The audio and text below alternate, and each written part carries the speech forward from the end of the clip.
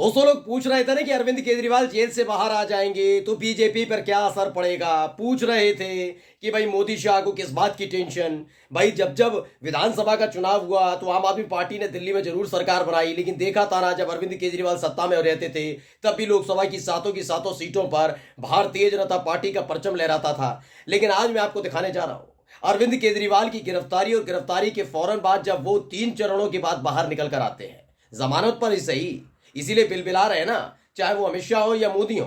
वो क्यों बार बार ये समझाने की कोशिश कर रहे हैं कि क्लीन चिट नहीं मिली अरविंद केजरीवाल को, 1 तारीख को उनको सरेंडर करना होगा और 2 जून को फिर से जेल की सलाखों के पीछे जाएंगे। यानी कि ये सब बताना इसलिए पड़ रहा है क्योंकि अब तस्वीरें निकलकर सामने आने लगी है। अरविंद केजरीवाल के एक एक बयान ने ऐसी हालत खराब कर दी है कि दिग्गज नेताओं को दिल्ली में प्रचार की कमान देनी पड़ रही है, लेकिन लोग सुनने के लिए नहीं आ रहे हैं। यही नहीं, यहां तक हालत पैदा हो गई है कि मोदी के लाडले सांसद और प्रत्याशियों के मुंह पर ही लोग कह रहे हैं कि इस बार इनको नहीं बल्कि कांग्रेस पार्टी और आम आदमी पार्टी के प्रत्याशियों को वोट देंगे। एक एक खबर आपको दिखाने जा रहा हूं।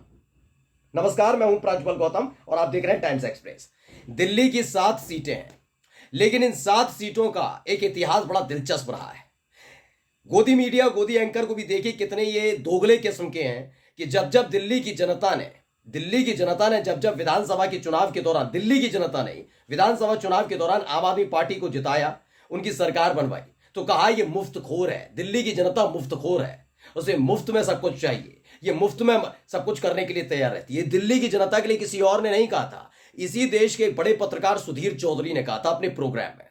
लेकिन जैसे ही लोकसभा चुनाव में, चाहे वो 2014 हो 2019 हो, जब जब ये जीते, यानी बीजेपी की जीत हुई, तो बताया कि कितना बड़ा संदेश दिल्ली की जनता ने दिया है। यानी विधानसभा चुनाव के दौरान ये जनता बेवकूफ हो जाती है, मुफ्तखोर हो जाती है, और दिल्ली की वही जनता लोकसभा चुनाव के दौरान बौद्धिक हो जाती है। ये काम इस देश का मीडिया कर रहा था, बड़े बड़े पत्रकार कर रहे थे। लेकिन मैं कहता हूं, जनता कभी बेवकूफ नहीं रही है, उसने अपने हिसाब से वोट कास्ट किया है। आज वो समझ गई है कि कौन सी पार्टी कितनी सही है। क्यों कह रहा हूं, पहले आप एक वीडियो देख लीजिए। उस किराए से आज इसरो का फंडिंग होता है। देश पर बोझ पड़े बिना किस तरह देश की मदद की जाए, ये देश के प्रधानमंत्री को आता है। हम सब वो लोग हैं जो धर्म में विश्वास रखते हैं। भारत का संस्कृति। तो संजीव झा हैं, उन्होंने इसे ट्वीट किया और क्या लिखा। पश्चिमी दिल्ली लोकसभा में राजनाथ सिंह की रैली, उमड़ा जनसैलाब, बीजेपी का दिल्ली में बुरा हाल, बीजेपी दिल्ली में 7 सीटें हार रही है। फिलहाल मैं एक सीट का आपको दिखा रहा हूं, ये सीट है, यहां से महाबल मिश्रा चुनाव लड़ रहा है। महाबल मिश्रा कौन है मैं आपको बता दूं, ये महाबल मिश्रा भी हाल ही में इनका एक वीडियो भी सामने आया था।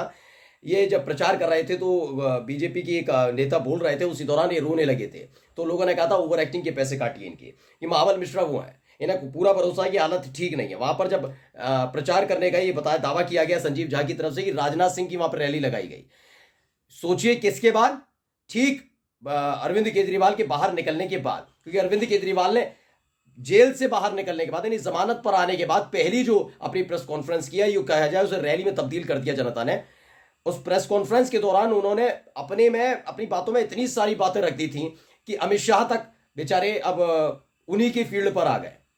उनको बताया गया कि ये तो कहते हैं कि 60 साल की उम्र में, अमित शाह ने कहा था ना 60 साल की उम्र में रिटायर हो जाना चाहिए, यानी बीजेपी के तमाम नेताओं के लिए ये दिया गया है कि आप इतने साल पर उम्र रिटायर हो जाइए। लेकिन बताया गया अमित शाह के लिए लाइन सीधी हो रही है। लेकिन अमित शाह ने क्या कहा, नहीं ऐसा नहीं होने जा रहा, योगी आदित्यनाथ को हटा देंगे। उन्होंने कहा नहीं ऐसा नहीं होने जा रहा है। अरविंद केजरीवाल ने पूरी तरह से बीजेपी को घेर लिया। और रिस्पॉन्स क्या मिल रहा है, रिस्पॉन्स आपके सामने, भीड़ नजर नहीं आ रही, नजर आ रहे हैं तो भारतीय जनता पार्टी के वो तमाम समर्थक। और क्या आपको लगता है कि पश्चिमी जो दिल्ली का जब जिक्र करते हैं, दिल्ली की जनसंख्या को याद रखिएगा, पश्चिमी दिल्ली में इतनी ही जनसंख्या ऐसा नहीं है ना, बहुत तादाद ज्यादा है। अगर इतने मुट्ठी भर लोग इकट्ठा होकर वोट कास्ट करेंगे महाबल मिश्रा के लिए, बीजेपी प्रत्याशी के लिए, तो मुझे नहीं लगता जीत होगी, जमानत और जब्त हो जाएगी। ये हालत है। अब एक और मैं खबर दिखाने जा रहा हूं। ये खबर एक न्यूज चैनल के व्यक्ति ने की थी, लेकिन देखिए किस तरीके से मनोज तिवारी की रैली निकल रही। पहले मनोज तिवारी की रैली देख सकते हैं किस तरीके से जो है मनोज तिवारी का रोड शो है, और यहाँ की जनता से हम बातचीत करते हैं कि यहाँ की जनता किसको वोट कर रही है। क्या कहेंगे भाई? मनोज तिवारी भाई, मैं मनोज तिवारी को कहूँ सही है, प्रचार करो। किसको वोट करेंगे? नहीं, मैं करूँगा कांग्रेस की पार्टी की तरफ। कांग्रेस को? हाँ, जो भी।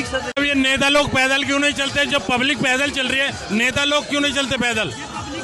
नहीं है कुमार पैदल? कहाँ चलता है? पब्लिक के सामने पैदल आते हैं, हमारे साथ चलते हैं ऐसे। कन्हैया कुमार। मनोज तिवारी को पैदल चलाओ ना भीड़ में। मनोज तिवारी को पैदल चलाओ भीड़ में। पैदल नहीं चल सकते? नहीं चलते। मिलेगा मनोज तिवारी? मिल गया वोट, तुम भी दे दो वोट।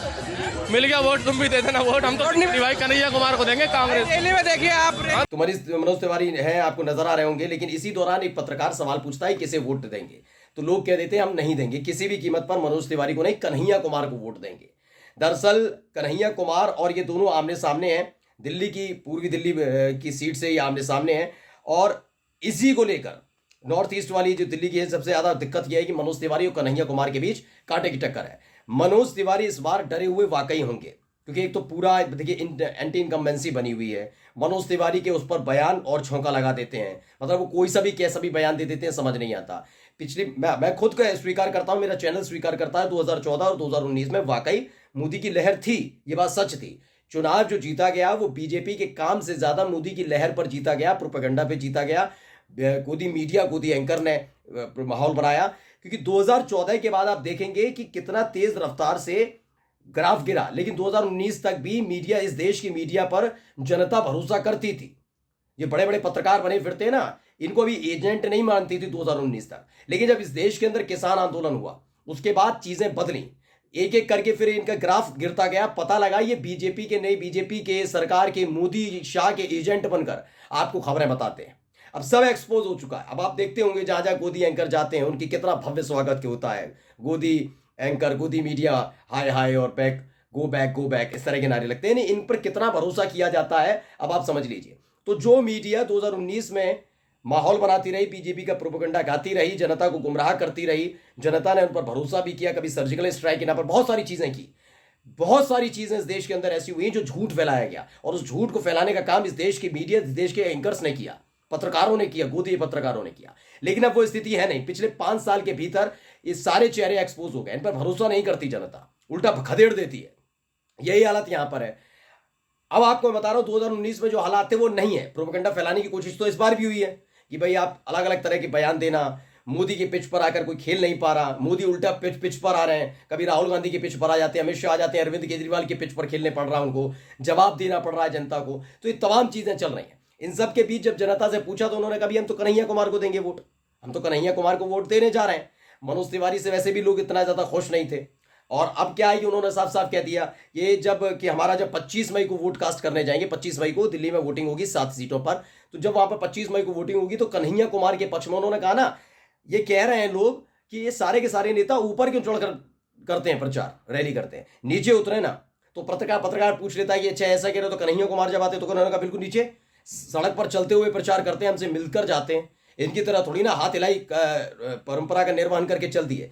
तो इसको लेकर बड़ा नाराजगी, यानी दिल्ली की 7 सीटें, मैंने थोड़ी देर पहले खबर और वीडियो दिखाई थी कि हरियाणा की 10 सीटों पर किस तरह से हार का साया मंडरा रहा है। इसलिए अब देखिए हाल ही में एक इंटरव्यू भी आया था अमित शाह का, जिसमें उन्होंने पंजाब और हरियाणा का जिक्र नहीं किया। उन्होंने बताया कहां कहां से कितनी कितनी सीटें जीत सकते हैं, लेकिन उन्होंने हरियाणा और पंजाब का जिक्र नहीं किया था। अब ऐसी हालत दिल्ली के अंदर है। दिल्ली में 7 की 7 सीटों पर बीजेपी फंस चुकी है। यानी जो जनादेश विधानसभा चुनाव के दौरान दिल्ली की जनता देती रही थी, वही अब जनता लोकसभा चुनाव के दौरान देने जा रही है। सामने दिख रहा है, रैली होती है, खाली पड़ जाते हैं।